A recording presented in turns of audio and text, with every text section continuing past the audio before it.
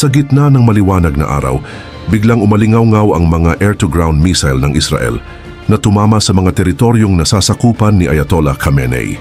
Ang serye ng pambobombang ito ay tugon sa mga missile na pinakawalan ng Iran kahapon, mga missile na tumama sa kabahayan at sa iba pang mga estruktura sa mismong balwarte ni Netanyahu.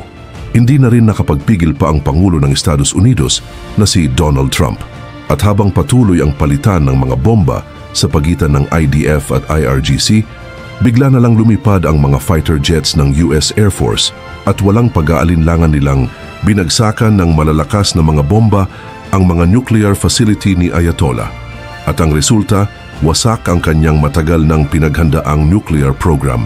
Pero bago po tayo magsimula, baka pwede pong pakilike ang videong ito dahil malaking tulong na po ito sa katulad naming content creator. Kung saan hindi na nag-aksaya ng oras ang Israeli Defense Forces sa pagpulbos sa mga pasilidad na pinaniniwala ang ginagamit ng Iran para sa kanilang programang nuklear at imbakan ng mga armas. Sa mga kuhang nakalap natin mula sa mga residente ng Iran, makikita ang totoong kalagayan sa lupa. Hindi ito staged, hindi ito propaganda, dahil sunod-sunod na pagsabog ang yumanig sa mga lungsod ni Ayatollah na tila nadurog ang bawat gusaling natamaan. Kabilang sa mga tinarget sa brutal na pag-atake ng puwersang Israelita ay ang lungsod ng Isfahan. Sa video makikita ang usok na bumalot sa paligid at himpapawid, dulot ng matinding bomba na pinakawalan ng IDF na direktang nakatutok sa mga bodega ng armas at nuklear ni Khamenei. Ang pinaka-nakakabahala sa lahat, ilang underground bunker din ang pinasabog. Mga pasilidad na matagal nang itinatago ng Iran, mga himpilan sa ilalim ng lupa na umano'y bahagi ng kanilang nuclear infrastructure. Ayon sa ilang ulat, ito ang mga lugar kung saan inilalagay ang mahahalagang dokumento, kagamitan at posibleng enriched uranium na bahagi ng nuclear program ng bansa. Sa lakas ng mga missile na binitawan ng Air Force, tuluyang gumuho ang mga pasilidad na matagal nang pinangangalagaan ng Iran. Hindi na ito basta pag-atake, ito ay isang matinding dagok sa kakayahang nuklear ng rehimen ni Ayatollah. Ang mga pader na ilang metro ang kapal na idinisenyo upang tiisin ang matitinding pagsabog ay nawasak sa isang iglap. Sa loob lamang ng ilang segundo, ang mga bunker sa ilalim ng lupa ay naging hukay ng abo at literal na nilamon ng apoy. Sa lakas, bilis at talinong taktika, halos inubos ng tropang Israelita ang lahat ng kanilang nakitang banta. Isang operasyon na tila sinimulan at tinapos lamang sa loob ng ilang oras. Pero ang epekto nito ay maaaring tumagal ng ilang taon. Ayon sa mga intelligence reports, hindi lang mga communication centers ang dinurog, kundi pati na rin ang mga aktwal na missile launcher na ginagamit ng IRGC para sa kanilang long-range ballistic attack. Ang mga ito ay parte ng depensang itinayo ni Ayatollah Khamenei na dapat sana'y magsisilbing panakot sa mga kaaway. Pero ngayon, ang mga pinagsabugan na lang ng lupa at bakal ang natira. Walang sinanto ang IDF.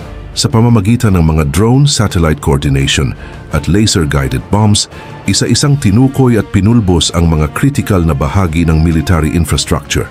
Ang mga base na dati mahigpit ang seguridad, ngayon ay mistulang libingan ng mga sirang kagamitan at nasayang ang ilang dekadang preparasyon dahil hindi man lang ito tumagal o nagamit ng maayos. Kahit maliit lang ang bansang Israel, pinatunayan ng mga Hudyo na hindi ang laki ng lupain ang sukatan ng tapang at talino sa digmaan. Dahil sa harap ng isa sa pinakamalalakas na bansang Muslim sa gitnang silangan, walang bahid ng takot ang kanilang ginawang hakbang upang bigyan ito ng leksyon. Sa mga pinakawalang airstrike, ipinakita ng mga Israelita na kaya nilang paluhurin ang Iran, hindi sa salita kundi sa lakas at tapang ng kanilang puwersa. Sa bawat target na tinamaan, sa bawat pasilidad na nawasak, malinaw ang mensahe. Hindi sila papayag na basta na lang saktan ang kanilang bayan, habang ang kalaban ay patuloy na nagsusupply ng mga armas sa mga grupong nais silang burahin sa mapa. Ang Hezbollah, Hamas, Islamic Jihad at iba pang proxy militias ni Khamenei sa Lebanon, Syria at Gaza na lahat ay pinalalakas ng mga bomba at armas na galing sa Tehran. Ngunit ngayon, tila tinamaan na ng matinding suntok ang pinakapuno sa lahat, na pati ang cyber headquarters ng Iran na siyang ginagamit para sa digital warfare at surveillance operations. ay hindi rin pinalagpas ni Prime Minister Benjamin Netanyahu. Sa halip na tumutok lang sa pisikal na pasilidad ng militar, pinalawak pa ng Israel ang opensiba nito upang sirain pati ang utak ng mga operasyong online ng kanilang kaaway. Sa bilis at tindi ng mga pag-atake, napakaraming mahalagang asset at kagamitan ng Iranian Revolutionary Guard Corps ang agad na nawala sa kanilang kontrol. Nasa loob pa lamang ng ilang araw na digmaan, isang napakalaking bahagi na ng kanilang sandatahang lakas ang tila binura na sa mapa. Hindi dahil sa kapabayaan, kundi dahil sa malupit na mga pambobomba ng tropang Israeli. Sa kabilang anggulo, hindi na nakapagpigil si Pangulong Donald Trump.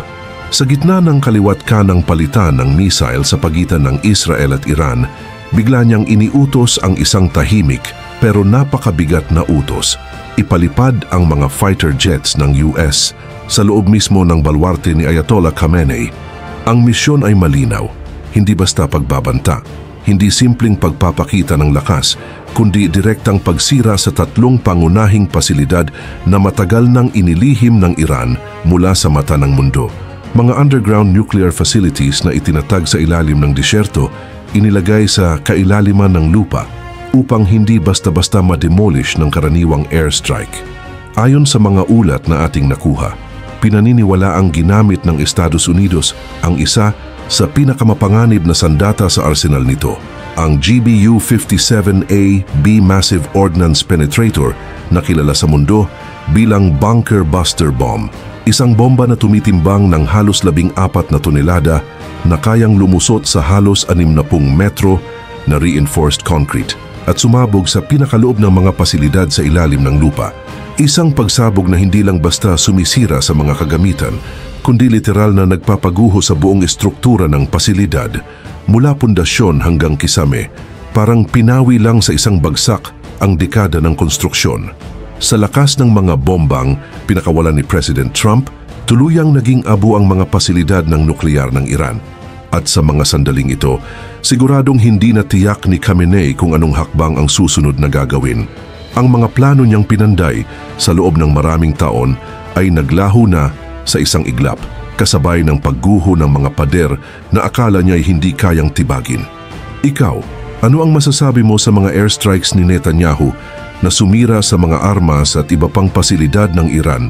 At ano sa tingin mo ang pagsali ni Trump sa digmaang ito, lalo na ang pagbomba nito sa tatlong nuclear facility ni Ayatollah? I-comment mo yan sa ibaba at babasahin natin yan isa-isa. Hanggang dito na lamang po, maraming salamat po sa inyong lahat at mabuhay po kayo.